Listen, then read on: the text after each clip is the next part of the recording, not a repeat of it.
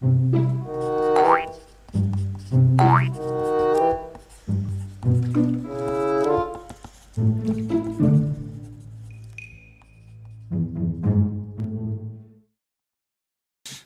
what's up, guys? How's it going? This is the second part of the other one. We're going to be talking about the muscles in the back.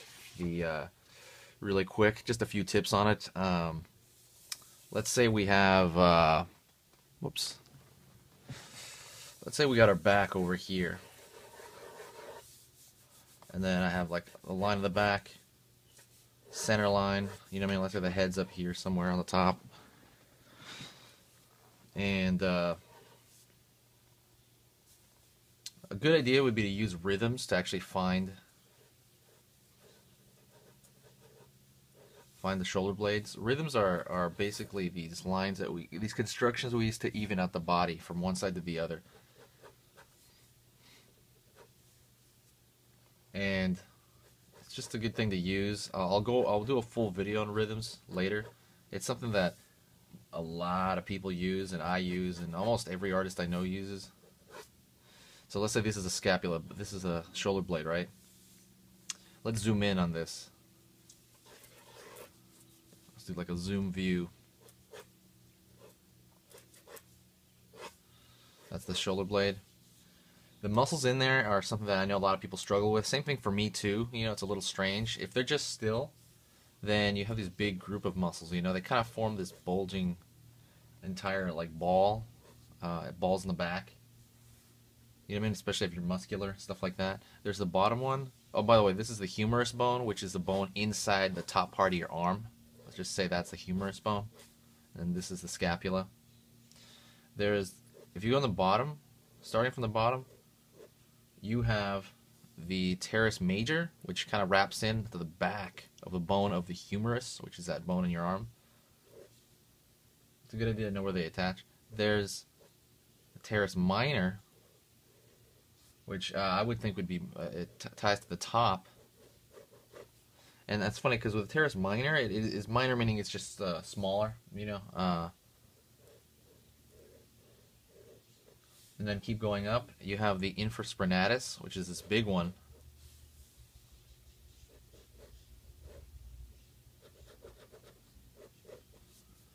Which also attaches to the top over here, top of the humerus.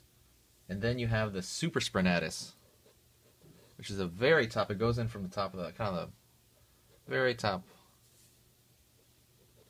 So you got four, really. And you don't have to remember the name, but for me it just kind of helps. It's a Supraspinatus, Infraspinatus, which those two are similar in sounding, right? There's the Teres Minor and then Teres Major, you know.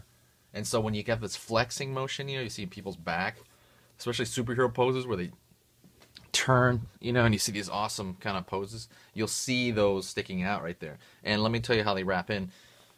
See, that's underneath, that's attached to the scapula, and it fits in like Play-Doh kind of. The scapula is this kind of bowl in a way, and these four muscle groups really fit in there very well.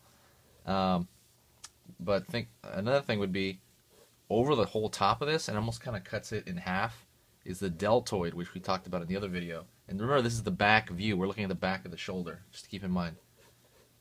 And so you got the deltoid, which wraps over the entire thing. You know what I mean?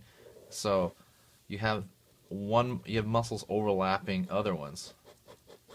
And in a drawing, it really makes for a cool looking thing, you know, when you have one overlapping the other. So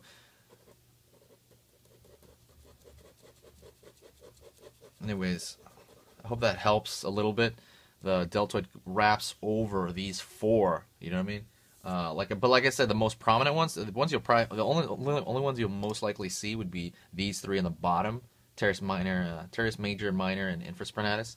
Those are probably the only ones you're gonna see when someone flexes like that, you know. That's another tip right there.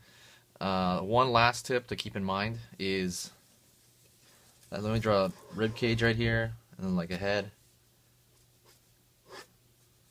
shoulders. A second.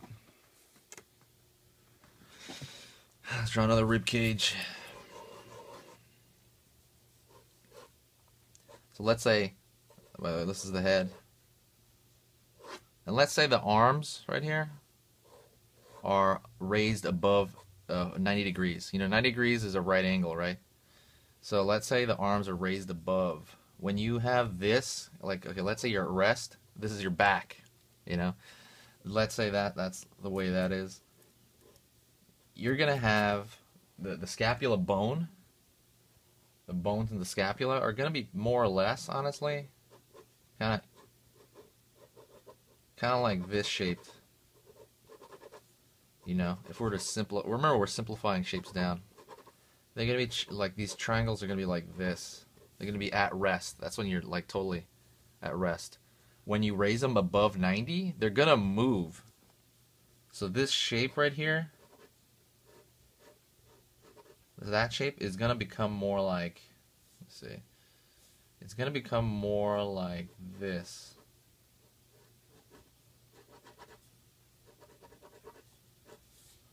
It's gonna turn. They're gonna turn slowly. The when you reach past 90 degrees, like when your arms reach up, they're gonna change.